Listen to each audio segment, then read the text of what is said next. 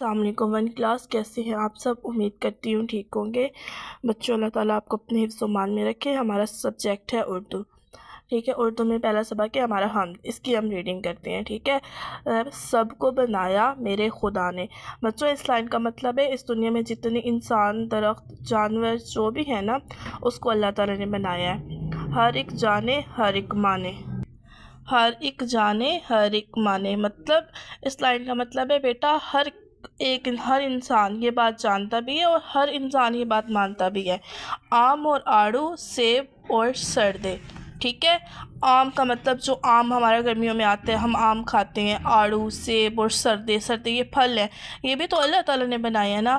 انگور، کیلے، پھل میٹھے میٹھے، مطلب جتنے پھل ہوتے ہیں، سیب، کیلا، امرود، سب کچھ وہ پھل اللہ تعالیٰ نے بنائے ہیں، اور ان کا ذائقہ کتنا اچھا ہوتا ہے، میٹھا میٹھا۔ سب کو بنایا میرے خدا نے، مطلب ہر کسی کو اللہ تعالیٰ نے بنایا ہے، ٹھیک ہے بچوں۔ ہر ایک جانے ہر ایک مانے، ہوا اور بادل، چاند اور تارے، مطلب بچوں ہوا ہے، بادل ہے، چاند، تارے، جو کچھ ہے نا سب کو اللہ تعالیٰ نے بنایا، اور اس سب چیز کا مالک ہماری ہماری جان ہے، ہماری جو اندر ہم جو سانس لے رہے ہیں، یہ سب کچھ اللہ کا دیا ہوا ہے، ہمارے اختیار میں تو کچھ نہیں تھا نا۔ بارش کا پانی، پھل پھول سارے، مطلب جب بارش آتی ہے اس کا پانی ہوتا ہے، ٹھیک ہے، وہ بھی تو اللہ تعالیٰ نے بنایا ہے نا۔ سب کو بنایا میرے خدا نے، ہر ایک جانے ہر ایک مانے، ٹھیک ہے بچوں۔ امید کرتی ہوں آپ کو اس کی سمجھ آئی ہو کہ یہ گھر میں آپ نے ریڈنگ کرنی ہے، ٹھیک ہے۔ اور آگے ہم اس کے نا الفاظ معنی دیکھتے ہیں۔ دیے ہوئے الفاظ کے معنی سمجھے۔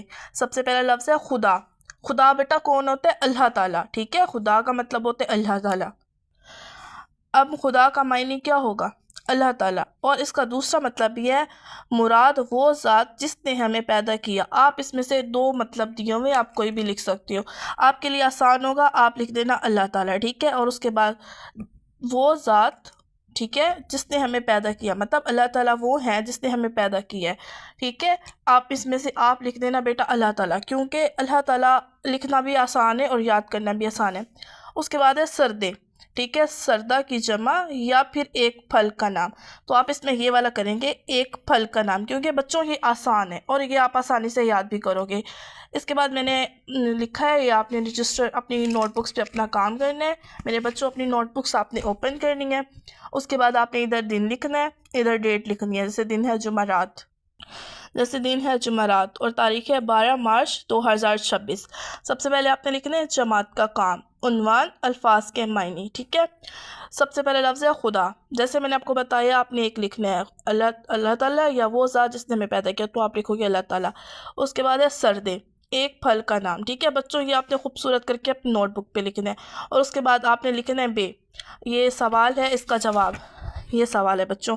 پھل کے علاوہ اس نظم میں کن چیزوں کا ذکر آیا ہے؟ اس چیز میں ذکر آیا ہے ہوا، بادل، چاند اور تارے، ٹھیک ہے میرے پیارے اسٹوڈنٹس۔ آپ نے لکھنا ہے پھولوں کے علاوہ اس نظم میں کن چیزوں کا ذکر ہے، تو آپ نے جواب لکھ کے لکھنا ہے ہوا، بادل، چاند اور تارے۔